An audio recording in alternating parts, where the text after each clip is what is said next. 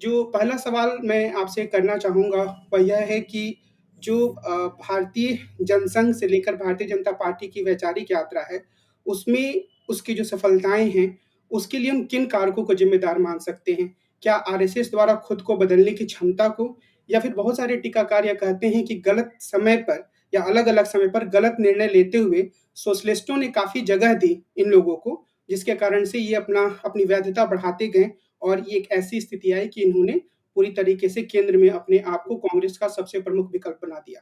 तो आप इन दोनों में से किस कारण को प्रमुख मानते हैं? बहुत-बहुत धन्यवाद कमल। सबसे पहले तो मैं ये कहूँगा कि भारतीय राजनीति में कोई भी सफलता या किसी भी देश की राजनीति में किसी भी सफलता या किसी भी विफलता का अगर आप विश्लेषण करेंगे तो उसमें एक नहीं बहुत से कारक होते हैं। तो भारतीय जनता पार्टी की जो मौजूदा सफलता है उसके अंदर भी कई कारक हैं। लेकिन समय के अभाव के कारण हम सारे कारकों पे चर्चा तो नहीं कर सकते। कुछ प्रमुख बातों के ऊपर हम चर्चा कर सकते हैं और उसके लिए थोड़ा-सा हमें इतिहास में जाना पड़ेगा। जब हम भारतीय जनसंघ की बात करते हैं तो दरअसल हमें लगता है कि हम श्यामा प्रसाद मुखर्जी को कोई बहुत ज़्यादा ही श्रेय दे देते हैं कि जैसे कि आपने कहा श्यामा प्रसाद मुखर्जी ने भारतीय जनसंघ का गठन किया। देखिए श्यामा प्रसाद मुखर्जी भारतीय जनसंघ के पहले अध्यक्ष थे। तो इस लिहाज से तकनीकी रूप से आप कह सकते हैं कि उन्होंने भारतीय जनसंघ का गठन किया, लेकिन उन्होंने भारतीय जनसंघ का गठन नहीं किया था। उन्होंने नहीं बल्कि एक ऐसे संगठन ने भारतीय जनसंघ का गठन किया था जिसके श्यामा प्रसाद मुखर्जी कभी सदस्य नहीं रहे। श्यामा प्रसाद मुखर्जी हिंदू महासभा के नेता थे। इस लिहाज से देखा जाए तो वो सावरकरवादी थे। वो राष्ट्रीय स्वयंसेवक संघ से उनका ताल्लुक केवल एक वैचारिक किस्म का ज़रूर रहा कि वो भी हिंदुत्ववादी थे और राष्ट्रीय स्वयंसेवक संघ भी हिंदुत्ववादी है, लेकिन उस तरीके से वो राष्ट्रीय स्वयंसेवक संघ की कतारों से नहीं निकले थे। गुरु गोलवलकर एक राजनीतिक संगठन शुरू करना चाहते थे। उन्हें ज़रूरत थी एक ऐसे नेता की जिसकी प्रतिष्ठा बहुत हो और उनके पास ऐसा कोई नेता था नहीं, जिसकी पहले से एक स्थापित राजनीतिक प्रतिष्ठा हो और वो हिंदुत्ववादी विचारधारा का हामी भी हो। इसलिए उनकी निगाह श्यामा प्रसाद मुखर्जी पे गई और उन्होंने श्यामा प्रसाद मुखर्जी को जनसंघ के पहले अध्यक्ष के रूप में चुना। इस लिहाज से श्यामा प्रसाद मुखर्जी को जनसंघ का उद्घाटन करने का श्रेय जाता है। लेकिन जो कुछ भी जनसंघ करता था, जनसंघ के जितने भी संगठन मंत्री होते थे, जनसंघ की जो भी विचारधारा थी, जो भी उसकी राजनीतिक रणनीति थी, जो भी उसकी सांगठनिक संरचना थी, वो सारी की सारी राष्ट्रीय स्वयंसेवक संघ द्वारा प्रदत्त थी और राष्ट्रीय स्वयंसेवक संघ ही उसको नियंत्रित करता था। गुरु गोलवलकर ने एक बार कहा था, जो एक बहुत मानीखेज बात थी जिसका मैं अक्सर अपने लेखन में ज़िक्र भी करता रहा हूँ। जब उनसे शायद ये पूछा गया होगा कि जनसंघ की उपयोगिता उनके लिए क्या है? तो उन्होंने कहा था, शायद हल्के मूड में कहा होगा, गुरु गोलवलकर ने कहा था कि जनसंघ तो गाजर की पुंगी है, जब तक बजेगी तब तक बजाएँगे, जिस दिन नहीं बजेगी उस दिन खा जाएँगे। यानी बिल्कुल स्पष्ट था, जनसंघ राष्ट्रीय स्वयंसेवक संघ की राजनीतिक भुजा थी और उसी तरीके से राष्ट्रीय स्वयंसेवक संघ का एक-एक संगठन मंत्री जनसंघ का एक-एक संगठन मंत्री संघ का जीवनदानी प्रचारक होता था और संघ से वो कर्ज पे देता था। संघ जब चाहता था तो उस संगठन मंत्री को वापस ले सकता था।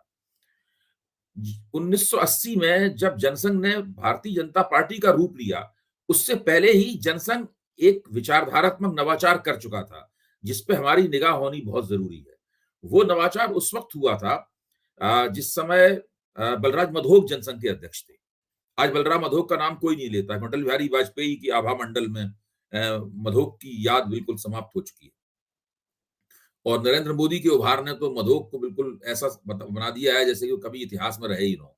लेकिन बलराज मधोक एक ज़माने में जनसंघ के बहुत ही शक्तिशाली अध्यक्ष थे और बहुत लोकप्रिय भी थे, बहुत अच्छे वक्ता भी थे। बलराज मधोक के ज़माने में ज़ाहिर है कि संघ की प्रेरणा से ही और संघ के निर्देशों के तहत जो हिंदूकरण की जो थीसिस थी, उस थीसिस को जनसंघ ने भारतीकरण का नाम दिया।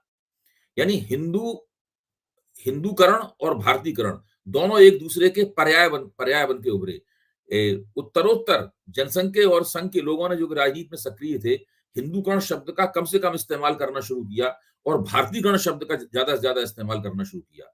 बाद में बलराज मधोक और संघ के बीच में पटरी खानी कुछ कम हो गई और अटल बिहारी वाजपेयी से भी बलराज मधोक का कुछ संघर्ष हुआ, जिसमें बलराज मधोक पराजित हो गए और उन्हें फिर राजनीतिक बियाबान में जाना पड़ा। वो पूरी तरीके से धीरे-धीरे पृष्ठभूमि में चले गए और जनसंघ में अटल बिहारी वाजपेयी की शख्सियत हावी होती चली गई। इस बीच में हमें इस दौरान में एक और शख्सियत को याद रखना होगा, वो है दीनदयाल उपाध्याय। दीनदयाल उपाध्याय वो हस्ती थे जिनके नेतृत्व में भारतीय जनसंघ राजनीतिक रूप से विकसित हुआ।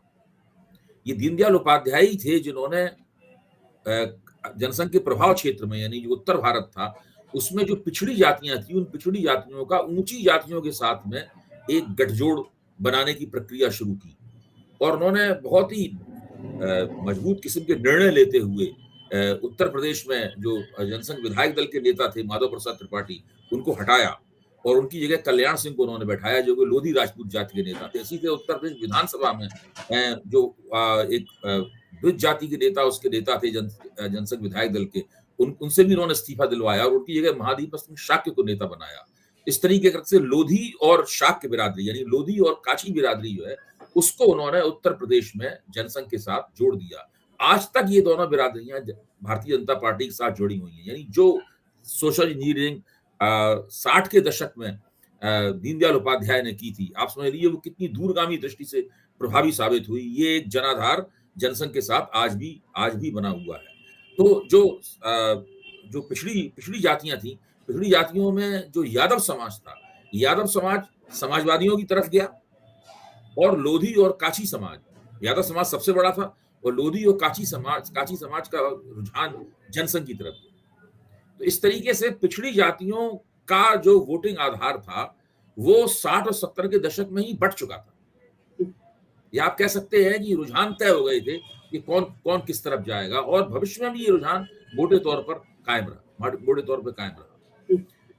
जब भारतीय जनता पार्टी बनी, तब भी इस रुझान को कायम रखा गया। इस रुझान का एक विचारधारात्मक आधार था। वो विचारधारात्मक आधार आप गुरु गोलवलकर और उसके बाद बाला साहब देवरस के एक ही बातों में और उनके जो उद्बोधन थे संघ के स्वयंसेवकों के लिए, उनके अंदर अगर आप पढ़ें, ध्यान से अध्ययन करें, तो वो साफ निकल के आ जाएगा। वो लोग बार बार कहते हैं कि भारत में शूद्र समाज एक दमित और उत्पीड़ित समाज नहीं है, नहीं इतिहास की दृष्टि से शूद्र समाज एक दमित और उत्पीड़ित समाज है। शूद्र होना अपने आप में कोई कमतर किस्म की बात नहीं है।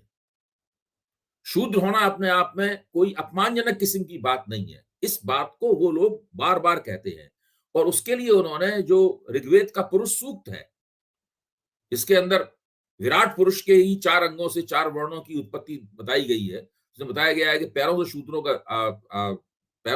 की उत्पत्ति हुई। इस बात को लेकर जो वर्ण व्यवस्था के आलोचक हैं, वो बार बार कहते हैं कि पैरों से शूद्रों की उत्पत्ति हुई। इसलिए पुरुष सूक्त में शूद्रों को निम्नतर स्थिति में बांटा गया है और जो 4 हैं, उसमें सबसे शीर्ष में ब्राह्मण है, उसके बाद राजपूत आते हैं और उसके बाद वैश्य समाज आता है और सबसे आखिर में शूद्र आते हैं और शूद्रों का काम सेवा करना है। लेकिन दीनदयाल उपाध्याय ने, उससे पहले गुरु गोलवलकर ने, फिर बाला साहब देवरस ने और दीनदयाल उपाध्याय ने बार बार इस बात को कहा कि ये इस पुरुष सूक्त के विराट पुरुष को हमें टोटलिटी में देखना पड़ेगा। टोटलिटी एक विचारधारात्मक पद है। ये जो सारी दुनिया की विभिन्न सभ्यताओं और संस्कृतियों में टोटलिटी के विचार का इस्तेमाल होता है, यानी पूरे समाज को, किसी प्रकरण को, पूरे समाज को एक समग्र दृष्टि से हमें देखना चाहिए, एक आवयविक यानी आंगिक दृष्टि से, ऑर्गेनिक दृष्टि से उसको देखना चाहिए। ये नहीं देखना चाहिए कि इसमें कौन चीज ऊपर है, कौन चीज नीचे है, या पदानुक्रम के रूप में उन्हें नहीं देखना चाहिए। वो कहते हैं कि मनुष्य के शरीर में पैरों का भी उतना ही महत्व है जितना उसके हाथों का महत्व है, या जितना उसके मस्तक का महत्व है, जितना उनके वक्ष का महत्व है, उतना ही पैरों का भी महत्व है। इसलिए पैरों के महत्व को कमतर करके नहीं आंका जा सकता। फिर वो लोग इतिहास की बात करते हैं कि भारत के इतिहास में शूद्र समाज के राजाओं ने कितने बड़े-बड़े राजवंशों की स्थापना की और सैकड़ों वर्षों तक उन्होंने भारत में चक्रवर्ती सम्राट की तरह राज्य किया। इस तरह की बहुत सी बातें उस पूरे हिंदुत्ववादी विचारक हैं और राष्ट्रीय स्वयंसेवक संघ से जुड़े हुए, उनकी बात से निकल कर आती हैं। तो शूद्र समाज की ऐतिहासिक उपलब्धियों और उसके संख्या बल और हिंदू समाज में उसके महत्व का राष्ट्रीय स्वयंसेवक संघ द्वारा और उनके विचारकों द्वारा लगातार मूल्यवर्धन किया गया। उन्होंने कभी अम्बेडकरवादियों द्वारा, फुलेवादियों द्वारा या वामपंथियों द्वारा कही गई इस बात को नहीं माना कि शूद्र समाज कमतर स्थिति में है और वो ब्राह्मणों की या द्विज यानी जिनको यज्ञोपवीत का अधिकार है, ऐसी जातियों की ताबेदारी में है।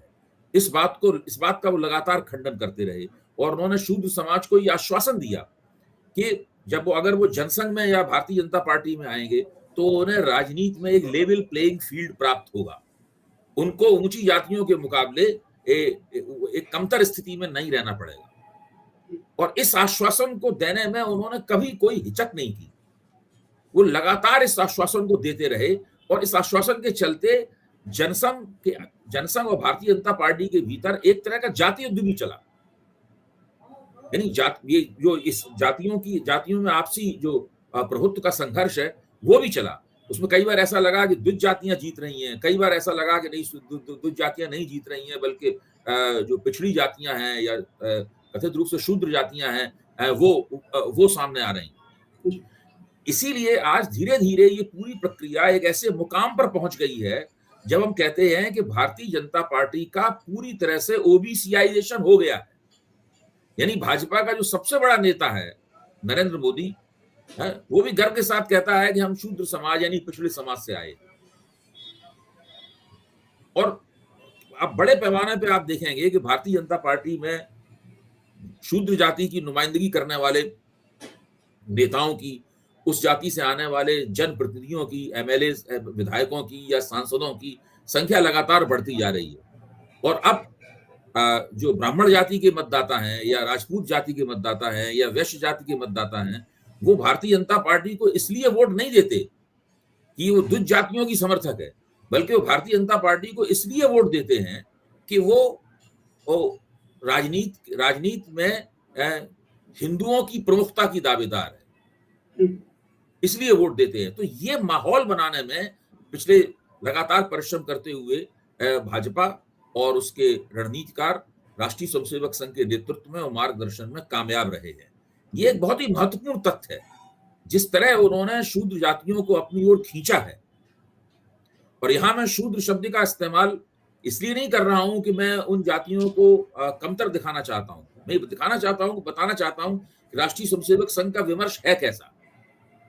ये राष्ट्रीय स्वयंसेवक संघ के विमर्श की खूबसूरती है, उनकी अपने राजनीतिक लाभ के लिहाज से मैं कह रहा हूं खूबसूरती है कि वो लगातार ये कोशिश करते हैं कि जो पिछड़ी जातियों के नेता या कार्यकर्ता भाजपा में आए हैं, वो ब्राह्मणवाद विरोधी राजनीति और ब्राह्मणवाद विरोधी जो एक तरह की लफ्फाजी की जाती है राजनीति में, उस लफ्फाजी का इस्तेमाल न करें। अगर पिछड़ी जातियों या दलित जातियों के कोई नेता आकर ब्राह्मणों के खिलाफ भाजपा के अंदर बोलते हैं तो उसको चुप कराया जाता है। इसी तरीके से जो ऊंची जातियों के लोग हैं वो शूद्र जातियों के खिलाफ नहीं बोल सकते। तो इस तरह से वो बिना कोई जातिवाद विरोधी संघर्ष चलाए हुए, बिना जाति तोड़ो का नारा दिए हुए राजनीति के अंदर, भारतीय जनता पार्टी के अंदर कोशिश करते हैं कि जातियों का संघर्ष ना होने पाए। ये राष्ट्रीय स्वयंसेवक संघ की शुरू से बहुत ज्यादा कोशिश रही है। मैं समझता हूं कि उनकी सफलता के अगर कई कारण हैं, शीर्ष पे अगर कोई कारण है तो सबसे बड़ा कारण यह है कि उन्होंने शूद्र जातियों को अपनी ओर खींचने में सफलता प्राप्त की है और द्विज जातियों के साथ में उनका एक सफल गठजोड़ बनाया है, एक ऐसा गठजोड़ बनाया है जो 2014 के बाद से भारतीय राजनीति को नए तरीके से परिभाषित कर रहा है, लगातार चुनाव दर चुनाव परिभाषित कर रहा है। और ये गठजोड़ टूट नहीं पा रहा है।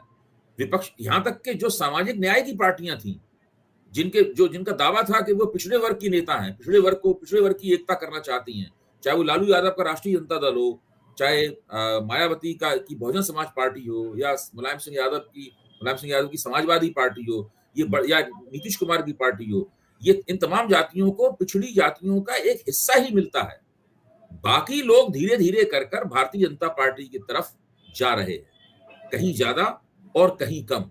और ये प्रक्रिया लगातार जारी है। और एक बार जो समुदाय और जाति भाजपा के साथ जुड़ जाती है, वो पूरी तरीके से उसकी वापसी वहां से नहीं होती।